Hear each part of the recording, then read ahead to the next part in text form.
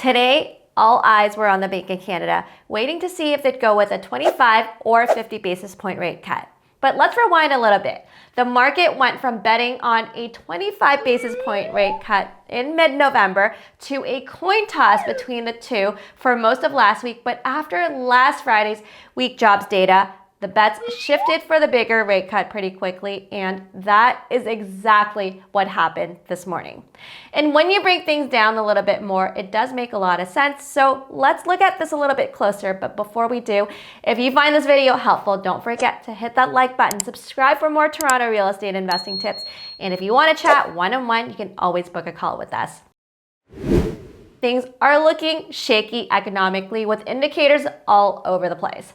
First off was the October inflation numbers coming in higher than expected at 2%, up from 1.6% in September. And with inflation still higher than what most people thought, the idea of a big cut was thrown out the window. And so by mid-November, most people thought that we would be getting a 25 basis point cut. Then the GDP numbers came in, and Q3 of 2024 was a big disappointment, coming in only at 1% below Bank of Canada's forecast of 1.5%. But then here's where things get a little bit more murky. Trump's election boosted global economic prospects, but then the risk of higher tariffs on Canadian imports to the US definitely weighed things down for our economy. And so it definitely was a mix of signals, and we were all waiting to see what the employment numbers last week would look like on Friday. Well, those numbers came in and it sealed the deal for a bigger cut.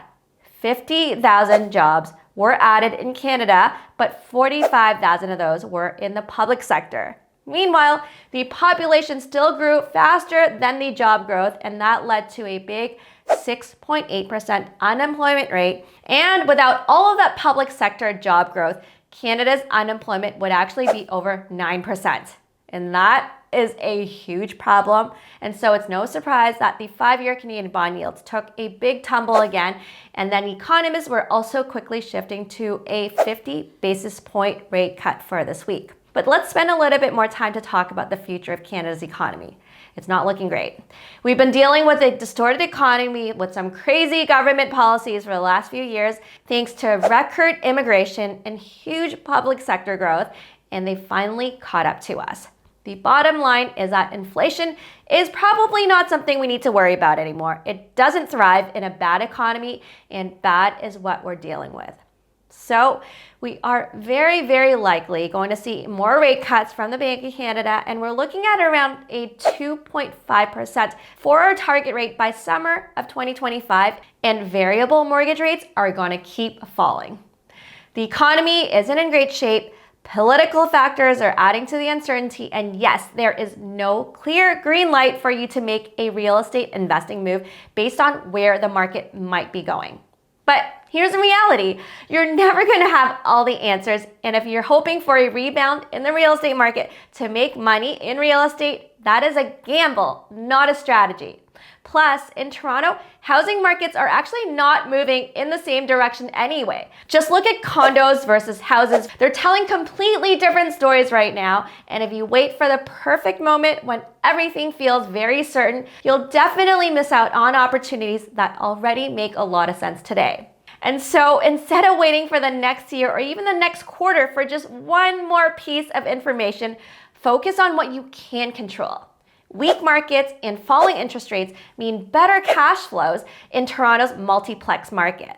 Plus, lower interest rates are actually making value-add projects like renovations or conversions or builds more affordable too.